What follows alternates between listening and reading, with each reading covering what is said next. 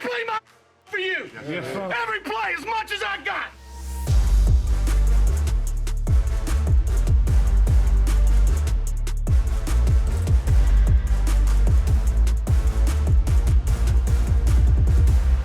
From the one, they give it to Kyle Williams, goes into the end zone, touchdown! Kyle Williams scores a touchdown, and everybody falls flat on their back.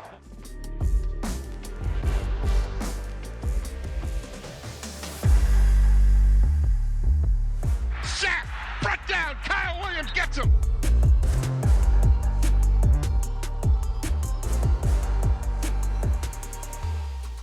This is a start. This is not a finish. This is a start. All right? Let's stay on it. Let's stay on our standard every day, and let's go make some noise now. Let's go. Go make a run. No more. Bills on three. 1, 2, 3, Bills! All right, welcome back to One Bills Live here on a Friday. Chris Brown, Matty Glab, and pleased to be joined by this week's legend of the game when Buffalo hosts Denver in this weekend's wild card playoff game, former Bills Pro Bowl defensive tackle Kyle Williams. Everybody, put your hands together. We got a live studio audience here at Northtown Toyota, 1135 Millersport Highway here in Amherst. Legend of the game presented by the BFLO Store, an official retailer of the Buffalo Bills. Kyle, welcome back. It's great to see you. You look the same. It's great. Good for you, man. I'm hanging in there. Yeah, hanging in there. Eric Wood lost like 60 pounds. He didn't even look like a lineman anymore. I'm not that committed. Fair enough. There are some things I enjoy about life that I like to keep the same. I'm not going to. I'm with you on that. Yeah. No doubt about it. How amped are you to kind of step into this role here? I mean, you're going to be getting the crowd fired up. You're used to getting your teammates fired up before games. Well, I can't imagine it's going to take very much to get the crowd fired up for Sunday. You're right about that. I tell you, the most exciting thing is having seen my family's reaction to come back.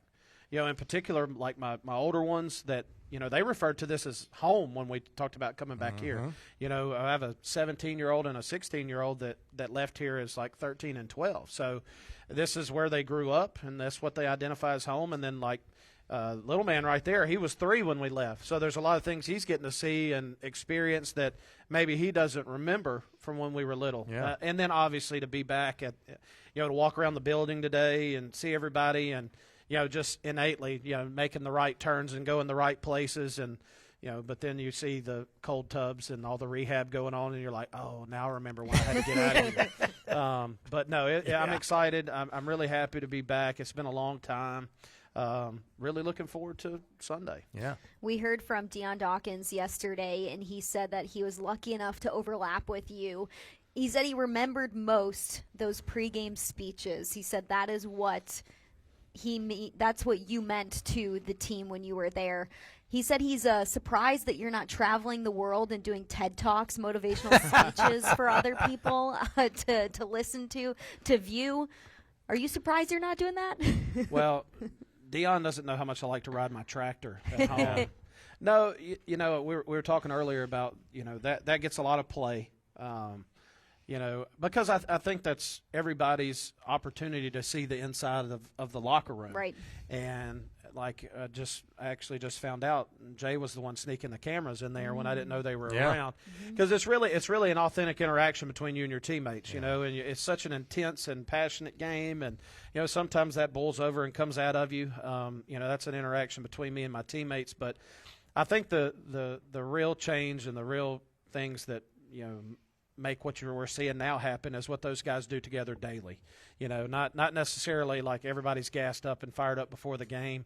You know, you could find some really excited people and exciting speeches before a game just about anywhere. But, you know, what I did with those guys early in their career and what they have continued to do themselves and with the, you know, the guys now, that's why they've built what they've done, is because of what they do every single day, not just 10 minutes leading up to a game. But I think it goes without saying that people like you, Eric Wood, and others were kind of the building blocks, the foundational blocks of what we're seeing this team as today, like this iteration. Because I think a lot of people, fans I'm talking about, your career resonates with them because they were on that journey with you through playoff futility for that long stretch. And then right at the tail end of your career, you get to be in a locker room watching a Bengals-Ravens game with your two boys in Miami and see it come to fruition. The look on your face with those cameras, it almost looks like you're not believing what you're watching on the television screen because it had been 11 years for you. And I think a lot of people see that as one of the maybe top 5 moments in this franchise's history that night. Well, I can say what you saw in that moment was the culmination of a lot of years and a lot of hours and surgeries and rehabs of chasing something, and ultimately, like I tell everyone, like that was a great moment, but like what made you get up at that point, I was 11 years in, maybe something like that, 33, 34, and like on into like being 35 in my last year is, we wanted to win a Super Bowl. Like I wanted to win a Super Bowl, like go into the playoffs. Like, hey, we needed to knock that wall down, but ultimately, you wanted to win a championship. And but I think people can resonate with that moment because you cling to something so tightly, whether it's a team or a community, or maybe even a player for some people. And as a player, like you grind and you do things a certain type of way with all that you got to try to accomplish these things, these big goals that you have, and just all the while you're just hitting your head against the wall, and you hit your head against the wall, and you stumble and you fall, and you don't quite make it, or you're close, and you stumble and you fall, and then you finally kick the door open. I think that's what you saw, and I think that's what everybody, like, that's exactly how I feel. Yes. Like it was like, wait. Like this is this the moment like that we've been? Everybody was all in it together. Yeah, and I think that's what you saw, and I think people resonate with it because we probably had 500,000 people in the area that had the same exact reaction in the moment. So obviously, I'm not a big get in front of the camera guy, right, and even though like we got people that sneak in locker rooms and take pictures and stuff like that, right? But I can tell you, like, for my family, what has turned into this yearly video of that moment, but for my family to be able to look back at it and remember it has turned into such a special thing. Like, I wouldn't dare pick that boy up in the blue right now. I mean, I couldn't pick him up, but he's the one that I'm holding is messing with my jersey, and then the other one, the older one, he's back there with a red hat on. That's the one that Coach McDermott's rubbing his head, and I got my hand on his shoulder, So, like, I couldn't bear huck and pick those two guys. It's preserved. Yeah, it's preserved, and we get a chance to relive it. And, everybody has certain memories from that night or that moment, and I know those are very special to us as a family. Yeah. That clip circulated all over social media this year, and Sean McDermott was even asked about it a couple weeks ago. And as you're watching that clip, you're going, I recognize this person, or this person's still on the team, or this person's playing on that team. And so many things have changed since that season. You leave the team your last year, 2018, you get to overlap with Josh Allen for a season, and now this team has turned into something that is a consistent playoff contender, thanks to Sean McDermott, Brandon Beane, the foundational building blocks that you and your teammates left with the Bills in your final seasons. What strikes you about this year's group?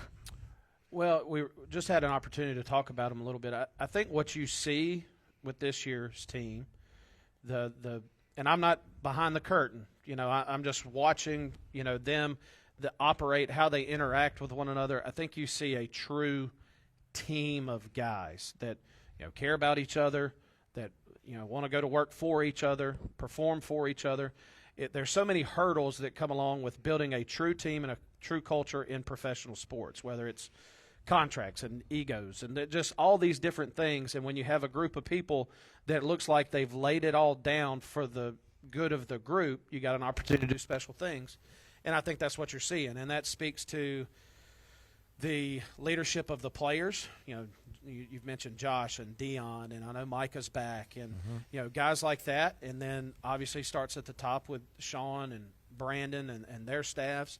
And really what we're seeing is what Sean McDermott laid out on the phone with me when he got hired. And he goes, this is what I want to do. This is what I want to build. And I believed him. Foolish enough at 34, 35 years old, whatever it was, to come back and play another couple of years because I believed it. I believed in what he was wanting to build, and I said, you know what? Because if I was building something, that's how I would want to do it. And so it's been really enjoyable to sit back at home to watch and go, that's what they said they were going to do. Yeah. We're talking with Bills 6-time Pro Bowl defensive tackle Kyle Williams here on One Bills Live. I think fans would be interested to know what's keeping you busy nowadays. Like, we know you were doing a little coaching, little DC work, defensive coordinator, right? I am. It doesn't seem so little with the time that it takes. Well, but yeah. No, I'm the defensive coordinator, and I'm a compliance director at the high school that I went to in my hometown. So compliance director means I manage all of our eligibility for all of our students, grades, this and that, and I'm the middleman between them and the Louisiana High School Athletic Association. So that's a lot of fun, I can tell you. That's a hoot. And I coach linebackers, and I'm the defensive coordinator at the high school. I've been doing it for 5 years now. And we have played in the state championship game 3 years in a row. Nice. We've won one, so we're on the short end of that. We're 1-2 in state championship games. We had one that we let get away from us that we should have won. We won pretty handily in another one, and we got our teeth kicked in this year. So well, it happens. I tell does. everybody, sometimes you're the bug, sometimes you're the windshield. We were the bug. But it's great being a part of young people's life and teaching them a game that obviously I love, and it's a fun thing to do. You steering any of those kids LSU way, or we'll actually have our second one that signed LSU this year. We've have some Louisiana Tech kids, Tulane, and, nice. And it'll be fun to watch. There's a couple of those kids that I think have developed. Maybe they have an opportunity to play at the highest level, and maybe we'll get a bill out of it. Ooh, that would be very cool. You make relationships that last a lifetime when you play in the NFL, and you play as long as you did. Who do you still keep up with today?